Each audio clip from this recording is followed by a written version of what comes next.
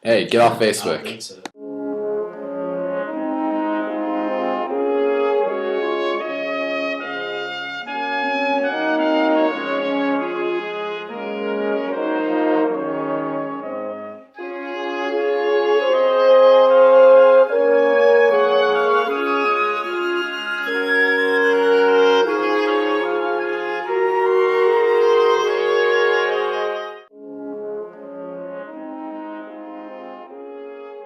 Alright, so guys, I got the results from last week's midterm back, and since the rest of the class is absent for some reason, and only the Descartes brothers are here you go, René and Pierre.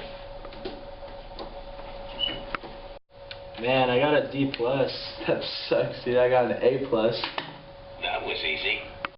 Alright, so after last week's midterm, it's obvious that some of you need a little more review. I'm not going to name any names, Pierre.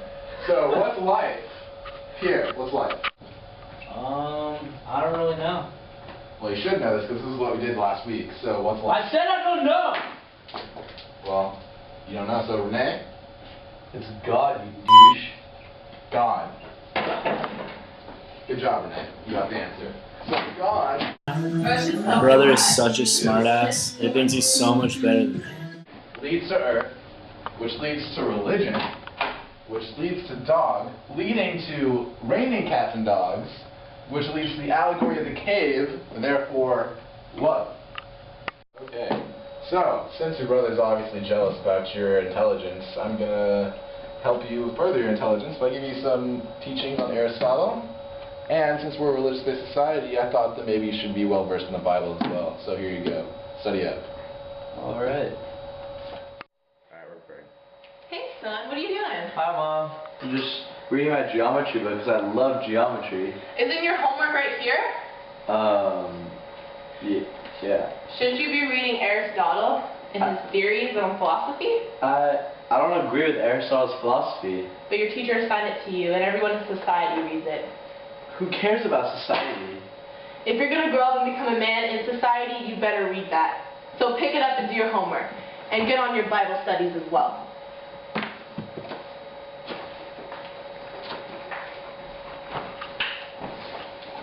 I did not just see you texting during our presentation.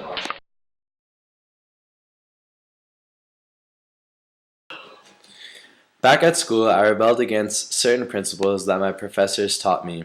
These theories are mostly from Aristotle and St. Thomas. Not to mention, Christianity was also a large part of the education criteria too. My beliefs really bothered a lot of my teachers since they were churchmen. It wasn't until several years later, after my schooling, that I created the discourse on the method of rightly conducting one's reasoning and seeking truth in sciences. I don't know how it came to me, but I was in my study and it's like a light bulb went off in my head. I quickly wrote down all my thoughts and boom, my discursive method was born. To give you a brief idea of what it is, most of my method is based on geometric principles. But let me break it down for you into 4 parts. Number 1, don't believe everything you hear or read is true. It avoids one from being easily influenced. Number 2, take a situation or concept and divide it into as many parts as possible. You'll be able to see things more clearly. Number 3, keep your thoughts simple and then go towards more complex ideas. And number 4, check your work because you don't want to miss anything. Following my method will really help you think both critically and logically. And pretty soon, you'll be able to uncover the mysteries that man has yet to discover. Cogito ergo sum, which translates to, I think, therefore I am.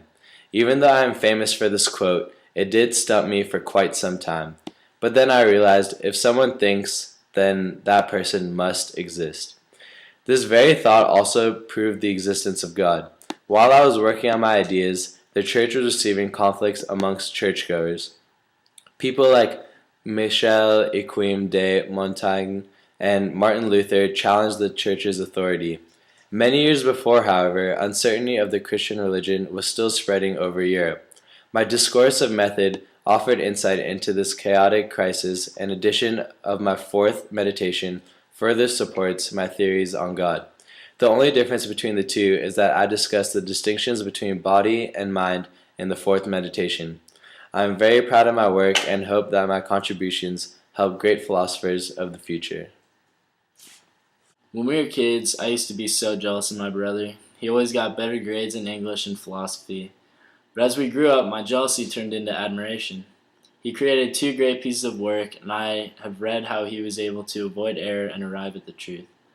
The discourse of method proved his own existence and the existence of God, but the fourth meditation focuses directly on his relationship with God. His literature is structured so that it takes the reader from a path of uncertainty towards certainty. His rhetoric is brilliant, and he rules out specific issues and ponders those that remain. He concentrates on the characteristics of God and the qualities that he was given from the Lord in order to see how he must use them. A few rhetorical devices he uses in the fourth meditation are enumeration and logic. He uses this to show that God gave him the ability to think critically, and if used properly, he will find the truth. Logic comes into play amongst his work in a simplified form, where he establishes a point of view and contrasts it with another. This contradiction leads him to the conclusion. The analysis of this conclusion is basic dichotomy, or a separation into 2 halves. For example, true versus false, God versus himself, mind versus body, and existence versus unreality, or negativity, as René liked to put it. He discusses negativity as a defect or lack of something. His definition of evil explains this idea better. Evil is commonly understood as an absence of good, and by showing this he can explain evil as a nothing, which can be easier to explain. His philosophy and rhetoric is truly amazing, and heads up, this might be on the final. The dream of Her life's ambition was to be a star. the public scandal.